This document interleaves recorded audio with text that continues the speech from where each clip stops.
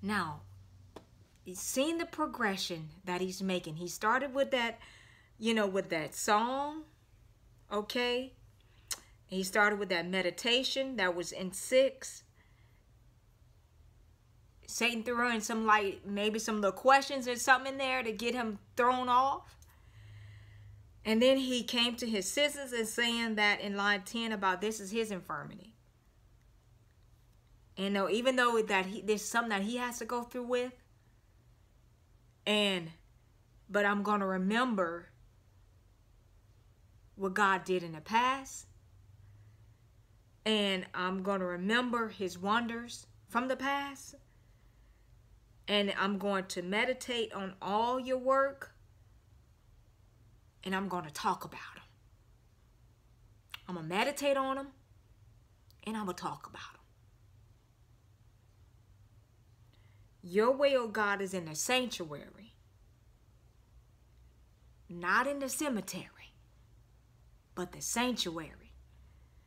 Who is so great a God as our God? Nobody. God stands all by himself. 14. You are the God who does wonders. You have declared your strength among the peoples. So God is a God who does wonders.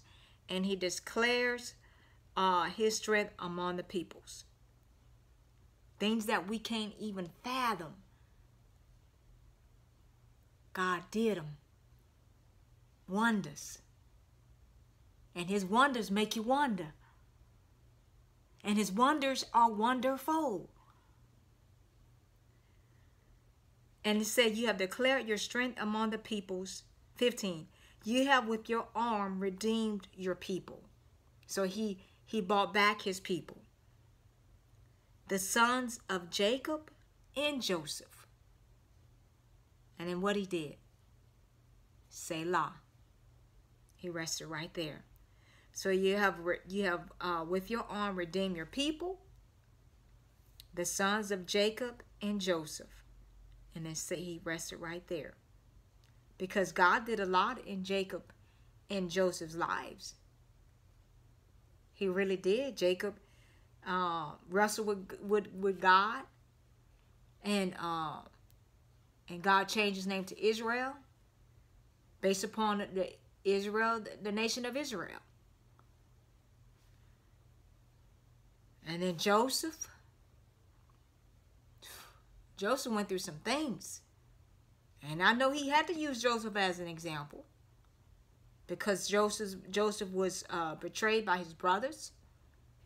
He was thrown in a pit. He was thrown into prison. But he went into the palace. Because why? God positioned him with his what? With his gift.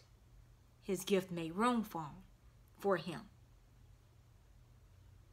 All right? And so he went back and used those 2 men as an example as well. Let's move into line 16. Our next stanza.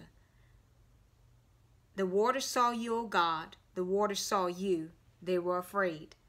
The depths also trembled. The clouds poured out water. The skies sent out a sound.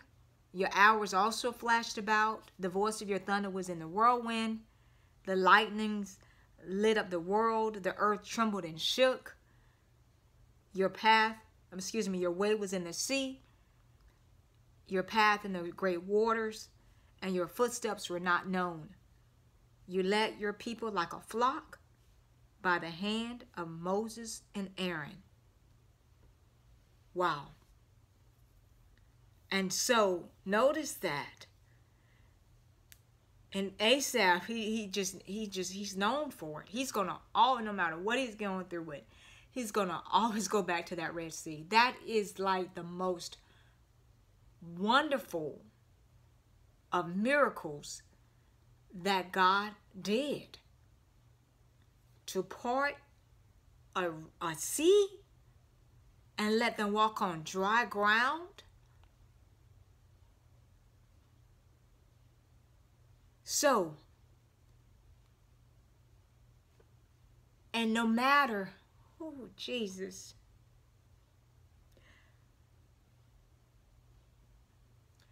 And if the waters of the Red Sea can see God, our problems that we go through with, the enemies that are pursuing us, can see him too. And God is going to part that sea. And then what happened?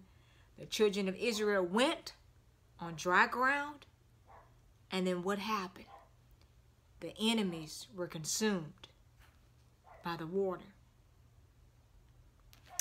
And so the water saw you, O God. The water saw you. They were afraid. The depths also trembled.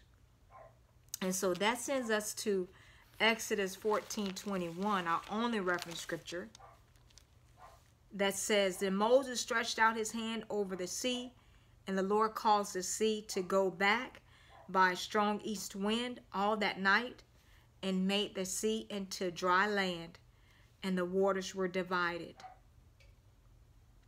That's powerful right there. And so what we're going to do is, let's go ahead and pause here, and it gives us several reference scriptures, and we're going to, we're going to go ahead and cover those. Let's go ahead and cover those reference scriptures, and then we'll pick it. We'll just meet me back at, just stay in Exodus.